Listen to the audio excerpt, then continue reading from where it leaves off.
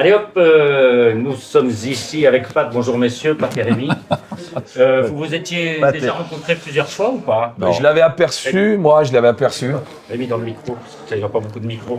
Ouais, on a dû se voir quelques en convention, fois. mais croisé en convention. Je me rappelle de sa taille. Mais il était brun et moi aussi à l'époque. Ouais, j'étais passé devant son stand plusieurs fois. Mais c'était il y a longtemps. Et c'était à quelle convention? Bonne question. C'était, je crois, la première fois, ça devait être le premier mondial avec Tintin. Tu y avais été? Ouais. Ouais, c'était la première version du mondial. En 91 à l'Élysée-Montmartre. Ouais, je crois, 91 ou 92. Ouais. Je ne pas là-bas. Moi non plus. Ouais. Il y était, ça c'est sûr. Voilà, je l'avais croisé. À l'époque, il était déjà connu, donc je cherchais un peu les noms. Tu cherchais les infos, toi, tu n'avais pas commencé? Si, j'avais commencé, mais en fait, j'essayais de prendre des petites infos, comme on faisait à l'époque. Hein. On observait. Voilà. Et Rémi, première convention à laquelle tu as participé, c'était quand? Bien fort dans le micro. Alors là, je sais que c'est dans fin des années 80, mais vraiment la première grande convention que j'ai faite, c'était Bordeaux. Bordeaux? Ouais. Avec Mike de Boudin. Avec Mike, ouais. Mike. Ouais. Donc on les a pratiquement toutes les premières, je les ai fait. Puis après, c'est estompé. Puis après, on a fait Belfort, toujours avec Mike. Et puis moi, après, je travaillais à l'époque, je travaillais sur Mulhouse. Alors Mulhouse-Belfort, c'est plus près. Avec Martial? Avec Martial, oui. Ouais, j'ai travaillé en 93 pendant un an avec Martial. Est-ce que tu as connu, en quelle année tu étais à Mulhouse? En 93. D'accord. Okay. Tu avais entendu parler de Pépone? Ouais. D'accord. Ouais, j'ai vu justement qu'il y a un bouquin sur lui. Là. On va en parler de tout à l'heure. Là, on a rendez-vous avec Sacha. Moi, je ne l'ai pas connu vraiment. Je l'ai connu vite fait, mais... il est mort jeune. Ouais. Mais je n'ai pas eu l'honneur de discuter longtemps avec lui, quoi. Est-ce que vous avez remarqué quand même les conventions, depuis quelque temps, on entend quand même beaucoup moins de bruit qu'avant? Ben oui, hein. L'évolution des machines, il y a moins de bruit, c'est plus confiné. Voilà, on peut s'entendre. À l'époque, nous, ça bourdonnait. Il y avait pas mal de bruit. Ça vous cassait pas les oreilles quand même au bout du week-end? Non, on était habitués, on est tous à moitié sourds, mais on est habitués, oui. Ouais, donc c'est vrai que maintenant, c'est des jetables. Donc, quand la machine elle est morte, le moteur rotatif il est foutu. Bon, à moins de pouvoir bricoler et puis de changer le moteur, sinon ta machine elle est morte. Alors que nous, nos machines, elles étaient à vie. C'était tu changeais l'âme de ressort, tu changeais les bobines, tu pouvais tout changer. Et maintenant, à l'heure actuelle, c'est l'électronique. Donc, c'est un peu plus compliqué, mais bon. Elles ne se règlent plus maintenant, les machines. Si, alors il y a quand même un petit réglage par rapport à la profondeur, à la sortie d'aiguille, et puis à la vitesse de rotation sur certaines machines qui peuvent aller plus ou moins vite. Il y a des curseurs.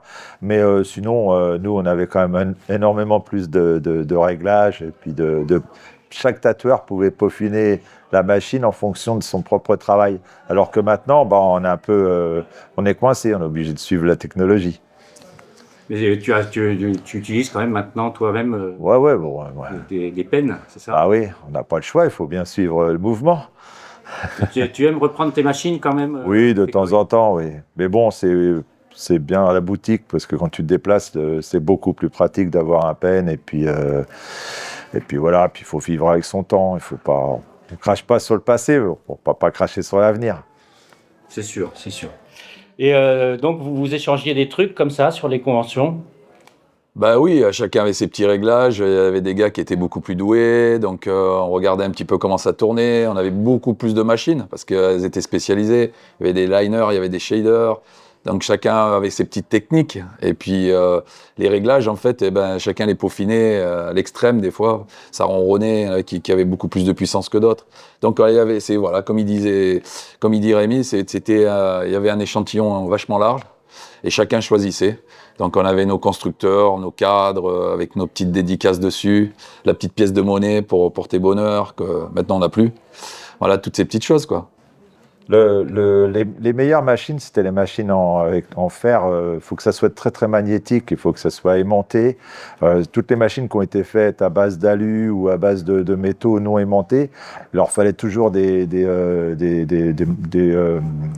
morceaux de fer ou n'importe quoi pour tenir. Et c'était moins puissante. Pour moi, les meilleures machines, c'était les machines bien lourdes, bien tout en ferraille, là, bien magnétiques. C'était le top du top.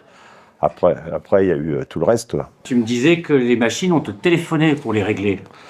Ouais, ça m'est arrivé plein de fois. J'ai des amis qui étaient très très loin, de l'autre côté de la France, ils m'appelaient donc je me faisais écouter le fonctionnement par téléphone et puis je leur donnais les instructions pour les régler. C'était rigolo. C'est incroyable quand même. Oui. Ça s'est perdu, ça. Ah bah oui, parce que maintenant, pour régler une machine qui fait pas de bruit, c'est plus compliqué, quoi. C'est certain. Et Pat, tu me disais, toi, tout à l'heure, que tu avais mis en place quelque chose dans ton shop quand tu as ouvert, par rapport à... Parce que c'était quand même, le sida était en pleine expansion, on en parlait plein, les normes d'hygiène que l'AFT, donc ancêtre du SNAT, l'Association française du tatouage, avait mis en place spontanément, donc le port de gants et sur l'hygiène, et l'usage unique des aiguilles. Donc c'était écrit sur les cartes de visite à l'époque, mais toi, c'était plus que écrit. Bah, en fait, j'avais trouvé une petite technique, c'est-à-dire que quand je terminé le tatouage, je cassais les aiguilles devant le client avec une petite pince, je cassais tout en disant, voyez, regardez, voilà, c'est fait, vous êtes tranquille. Et puis ça a bien fonctionné. Bon, j'étais pas très bon, mais les gens venaient surtout pour l'hygiène parce que c'était important à l'époque. Hein. Il y avait pas mal de maladies qui traînaient, on savait pas trop comment s'en débarrasser. Et du coup, bah voilà, c'était ma petite touche perso. J'avais amené ça, et ça avait fait un peu le tour de la ville. Donc les gens venaient plus pour l'hygiène que pour la qualité de mes tatous à l'époque. Parce qu'on n'était pas sûr de ce qui se passait ailleurs, c'est ça? Exactement, ouais. Puis il y a même, moi j'ai connu l'époque où en fait on restérilisait les aiguilles. Hein. À l'époque c'était vraiment, il y avait toujours la petite casserole à côté. Voilà, c'est une autre époque. Hein. Maintenant ça paraît fou, mais à l'époque c'était comme ça, quoi. Et Rémi, tu disais aussi par rapport au stencil, là, ça aussi ça a beaucoup évolué dans le temps. Ah bah ça, pour avoir évolué, ça a évolué. Encore que le thermocopieur, c'est pas d'aujourd'hui. Hein. Non. Et ça s'utilisait dans les écoles. D'ailleurs, les premiers, on les avait récupérés dans les écoles et tout. Mais moi, j'ai commencé au papier de soie. C'est-à-dire que le papier que tout le monde a connu, quand on emballait les flancs et qu'on avait du mal à enlever. Et c'est vrai que papier de soie, c'était sympa. C'est à l'image du flanc. Ouais, tout le monde, tous ceux qui l'ont connu ont l'image, oui. Mais c'est vrai que ce papier était sympa. Après, avec une éponge humide, avec de l'eau savonneuse, on posait les transferts sur la peau. Fallait pas faire de conneries. C'est pas comme aujourd'hui. Tu peux pas passer un coup de chiffon dessus. Fallait commencer du bas vers le haut. Il fallait que ce soit vraiment méthodique. Sinon, tu effaçais ton transfert et là, tu étais dans la galère. Faire de transfert. Ouais. Alors, sur certains trucs, ça allait, mais sur tout ce qui était celtique, tous les trucs avec les entrelacs et tout, c'était la misère. Ah oui. Des choses un peu plus techniques. Les acétates, vous avez connu un peu? Oui, enfin moi j'ai connu que la fin. Enfin, moi je suis passé directement au calque avec les petits trous et après j'ai connu les stencils. Mais le calque avec les petits trous, comme on faisait pas mal de flash à l'époque, donc on avait déjà préparé tous les stencils préalablement le soir avec les petites aiguilles, on faisait les petits trous et après à l'encre de Chine, ça marchait pas mal. C'est-à-dire qu'en fait, les calques étaient percés, c'est ça? Voilà, on suivait le dessin, on faisait toutes les lignes, comme un pochoir, mais point par point. C'était tous les 4-5 000, on faisait un petit point pour suivre. En fait, comme je sais plus comment ça s'appelle ce jeu-là, où on a des points, on arrive à dessiner, voilà, c'était ça. Pour les enfants. Exactement. Voilà, et puis on suivait un peu les petits points et ça donnait le dessin, quoi. D'accord. D'accord. Et toi, Rémi, tu me disais que chez Bruno, quand tu t'es fait tatouer, alors Bruno, qui est le pionnier des pionniers en France, il a eu son camion en 62 ou quelque chose comme ça. Dans les débuts des années 60, peut-être un peu plus que... Pigalle. Ouais. Et donc, toi, tu t'es fait tatouer chez lui en quelle année? Mon premier en 76. Ouais. Et là, donc, pas de stencil, pas de rhodoïde? Non, Bruno, il était quand même assez doué. Moi, il m'a tatoué sans motif, comme ça, en friand. Friand, déjà, ouais. Oui. Mais bon, il avait quand même des transferts, il faisait des calques, il faisait un peu de tout. Mais bon, c'était à l'ancienne. Hein. On regardait pas au niveau de l'hygiène, on regardait pas comme on regarde maintenant. Puis il y avait moins de soucis aussi parce que les pigments étaient peut-être un petit peu plus chargés en métaux interdits aujourd'hui, mais on n'avait pas de problème. Moi, j'ai des vieux tatous, c'est ceux-là qui durent le mieux et parce qu'avec les encres qu'on a maintenant, les encres riches et tout ça. Ouais, il n'y a pas de recul. Hein. Là, pour l'instant, on n'a pas encore le recul sur les nouvelles encres. Nous, bon, à l'époque, j'ai même des tatous au Retring qu'on faisait bouillir pour enlever un petit peu le mercure, mais bon, jusqu'à maintenant, je touche du bois, ça se passe bien, quoi. Ouais, Jean-Pierre de Dijon me disait qu'il fabriquait du rouge en écrasant des briques. Ouais, alors ça, c'est un peu. Moi, faut le voir, je veux le voir, ça, parce que c'est avec du cinabre. Aussi, on faisait des trucs avec l'oxyde de titane, on faisait le blanc. Avec toutes les couleurs, on les fabriquait. On avait beaucoup de démerdes à l'époque parce qu'on ne trouvait pas les pigments partout. Donc, il fallait bien se débrouiller. C'est plus compliqué maintenant pour nous parce on a peut-être une gamme de pigments qui est plus élaborée, mais bon, ils sont de moins bonne qualité, je trouve. Dans le temps, ça passe beaucoup plus vite, je trouve, ouais. Voilà, et puis bon, la gamme est variée, trop variée. On sait pertinemment qu'au bout d'un moment, avec la vie, le soleil et tout, on sait que ça va pas forcément bien tenir, malheureusement. Nous, on a notre politique à nous, c'était des tatous pour durer. On avait un partage, on voulait faire plaisir à la personne le plus longtemps possible, hein, qu'elle ait quelque chose qui tienne dans le temps. Maintenant, le tatouage, c'est sur le fait, toi. En fait, vous fabriquiez vos couleurs. Ben oui, on avait les pigments de base et après on faisait les mixtes. Alors chaque couleur, on achetait un mixeur et puis on faisait les couleurs. Ouais. Chaque mixeur était une couleur. Donc on avait les pigments et après on avait chacun nos petits secrets pour faire des couleurs plus ou moins qui tiennent la route, quoi. Donc ça faisait partie du boulot, hein. On passait des fois des jours complets à préparer des couleurs pour toute l'équipe. À pourrir la salle à manger. Oui, c'est ça. C'est fin, les pigments. Ouais. Surtout le rouge. Le rouge, c'était misère. Puis il y avait un budget mixeur élevé, quoi. Oui, en plus, oui.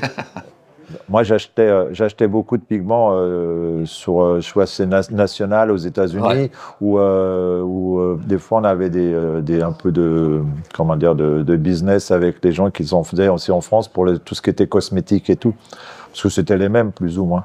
Après, on en avait qui étaient dangereux, d'autres pas, donc fallait juger la dangerosité du pigment, mais sinon ça allait. Il y a les pigments de peinture de bagnole aussi, non? Moi, j'ai pas travaillé avec ça, mais je travaillais avec des pigments de gouache, tout ça. Mes premiers tatouages, je les ai faits à la gouache.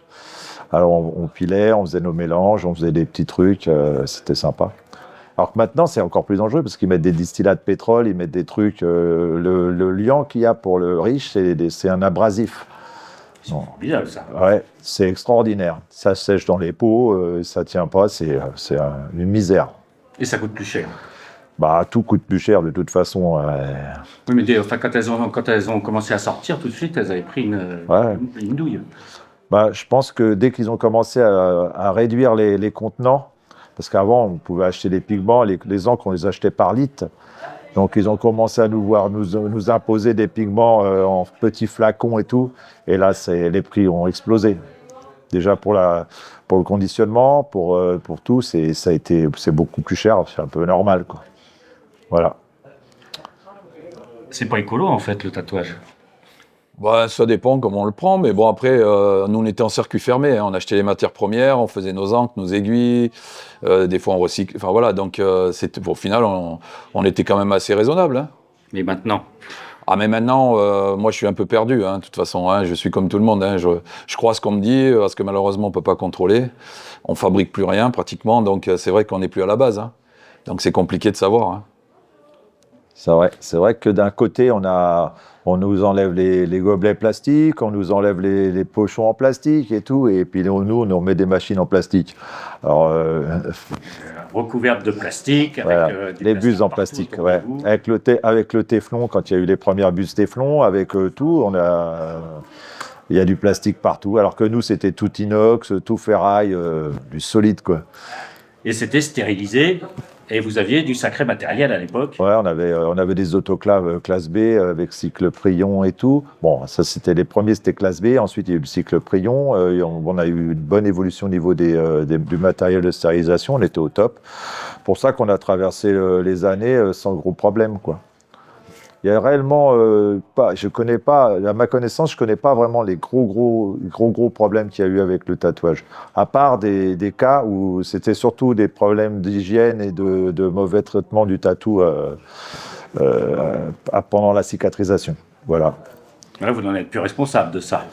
Ça nous embête un peu quand même parce que bon, déjà, on aime bien nos clients. Pas tous, mais en grande généralité, on les aime bien et puis on n'aime pas quand ça se passe mal, quoi. Parce que c'est pas une bonne pub pour nous et puis pour lui non plus, parce que la santé, c'est quand même important. Oui, puis c'est un peu votre travail qui a été salopé. Oui, le travail, mais le côté travail, c'est une chose, mais c'est le côté santé, le côté... pour nous, c'est un peu tous nos enfants maintenant. Mais c'est vrai que c'est bien quand tout se passe bien, quoi. Nous, on aime bien que le tatouage soit bien cicatrisé, que la personne n'a pas souffert, que ça soit dans le top du top au niveau de la cicatrisation et puis du retour, quoi. Le sourire aux lèvres. C'est là que vous sentez le meilleur tatoueur du monde. Ouais, le meilleur tatoueur du monde, il ne faut pas abuser, mais un client heureux, c'est C'est un important. client de trouver. Ouais. Ben, on dit toujours un client heureux, ça ramène 2. Hein. Un client déçu, ça en fait perdre 10. Voilà, c'est comme les filles. Exactement. Ouais. Non, c'est le contraire. Enfin, je sais plus. Ouais, on n'était pas loin. Mais ouais, et donc oui, c'est un peu vos enfants et les enfants de vos clients, vous les connaissez aussi, voire les petits enfants. Bah moi, j'en suis à la 3e génération. Hein. Donc j'ai tatoué le père qui m'a amené son fils et maintenant j'ai les petits-fils. Bon, j'en suis pas fier, hein, mais je vois que le temps passe et puis voilà. Mais je suis content qu'ils reviennent quand même à la boutique, quoi. On fait partie de la famille. Hein. Voilà, on sait leur histoire, on sait tout. C'est sympa. Quelque part, comme il dit, on fait psychologue aussi, quoi. Ah oui, ça. Pendant les séances, ça parle beaucoup. Ouais. Moi, j'ai eu le cas une fois, j'ai eu la mère, la grand-mère et la petite fille qui se sont fait tatouer en même temps, quoi. Avec le même motif? Ouais, avec le même motif, un petit truc pour eux trois, c'était sympa. J'avais tatoué déjà les trois, les 2 premières, j'avais tatoué, j'ai tatoué la dernière, c'était marrant, quoi. Bon, moi, comme il me dit, ça rajeunit pas, mais bon, on n'a pas le choix. Ah oui, non, ça c'est sûr, vous n'avez pas le choix. Mais de tatouer des générations comme ça, c'est une marque de confiance quand même. On fait tout on reste sur place. Donc, on est là depuis longtemps au même endroit. Moi, je suis à Étampes depuis plus de 30 ans. Donc, j'ai fidélisé les gens. On a essayé d'être, comme il disait, on n'est pas forcément les meilleurs artistes du monde, mais on fait attention, on prend soin d'eux, on a toujours un mot gentil, on a toujours une petite attention. Donc, ça, c'est plus important que de te faire tatouer par un super artiste qui ne te parle pas, qui a un casque sur les oreilles et puis que tu n'existes pas, toi. T'es un bout de barbac entre ses mains. Le tatouage, c'est du partage. Ouais, c'est super important. Tu connais leur histoire, tu fais partie de leur vie un petit moment, même si c'est qu'1 heure ou une demi-heure ou 2 heures, tu es inscrit dans le livre de leur vie et pour moi c'est super important. Et ils sont inscrits dans mon livre à moi. Et Tu te souviens de tes clients, toi, Pat? Souvent, quand je vois rentrer, au bout de 36 ans, il y en a certains qui ont pris aussi cher que moi, et donc quand ils rentrent, mais après j'ai un déclic. Souvent, je revois le tatou, il y a tout qui me revient. C'est-à-dire, je me rappelle la séance, je me rappelle des petites anecdotes, des choses qu'il m'a dit.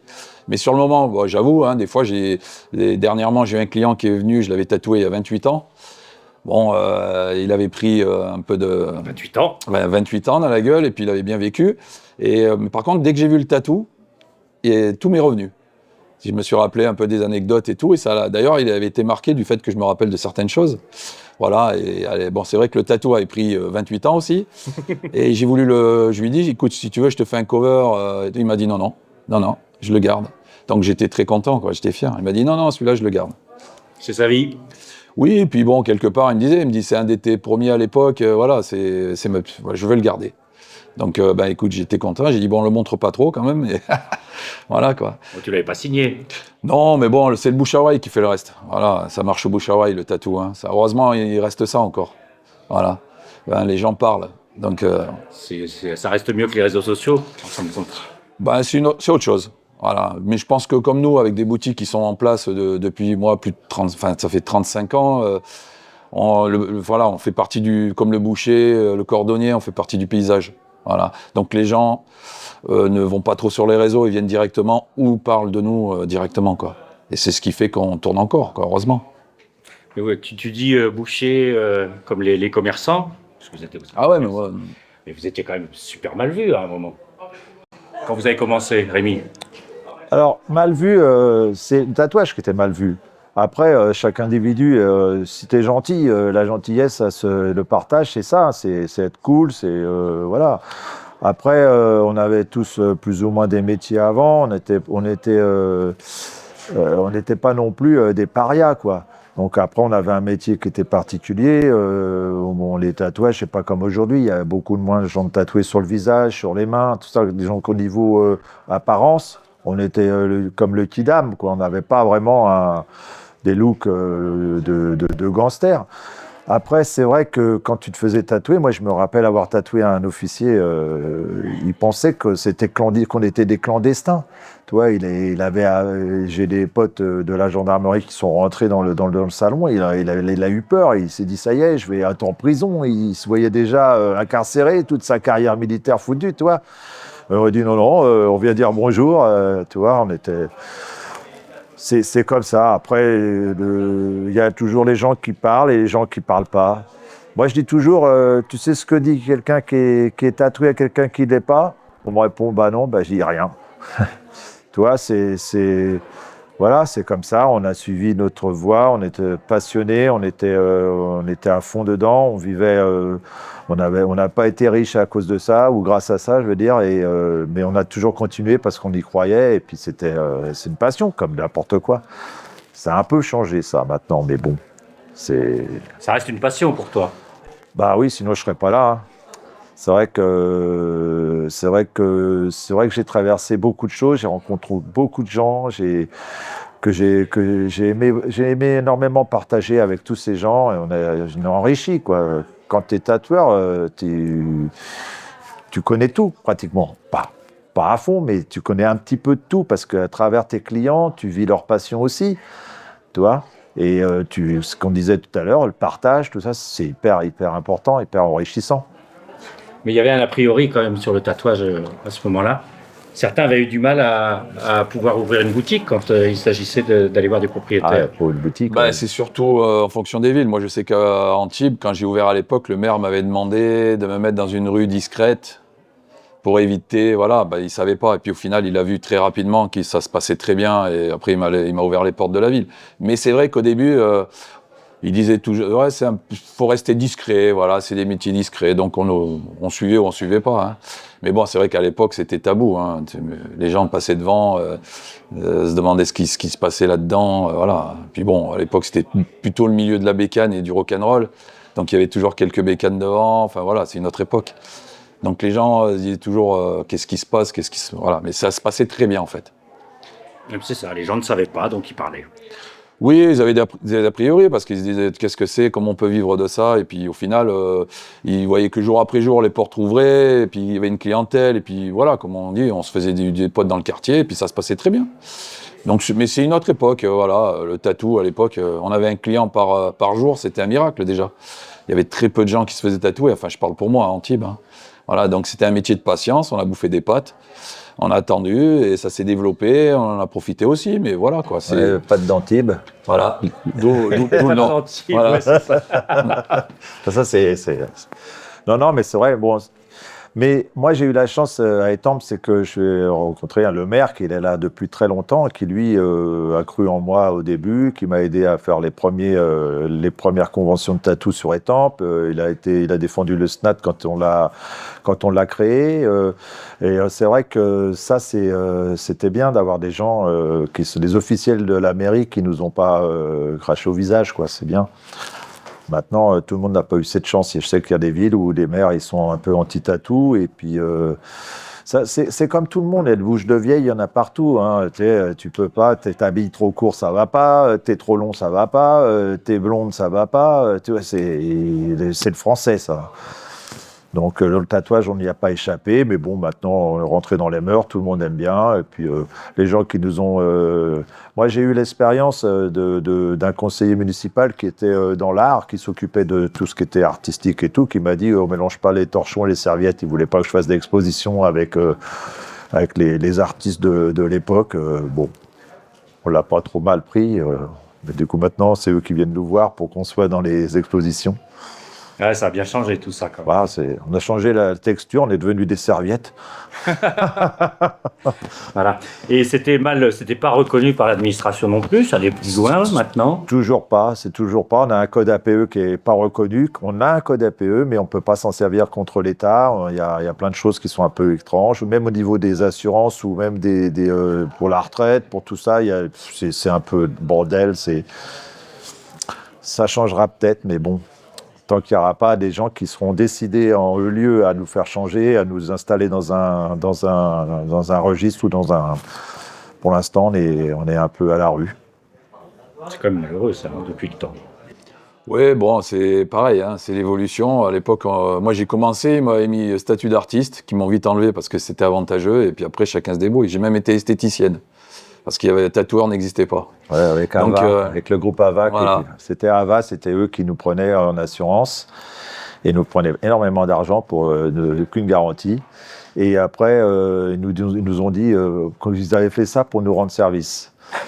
Donc voilà, c'est comme ça. Certains m'ont raconté, parce que j'ai rencontré quand même un certain nombre d'entre vous, de tatoueurs, qui me disaient que quand ils voulaient s'installer, on leur disait mais vous allez avoir assez de chiens à tatouer. Ouais, non, mais c'est vrai qu'on nous a un peu confondus avec les tatoueurs Les vétérinaires. vétérinaires, mais bon.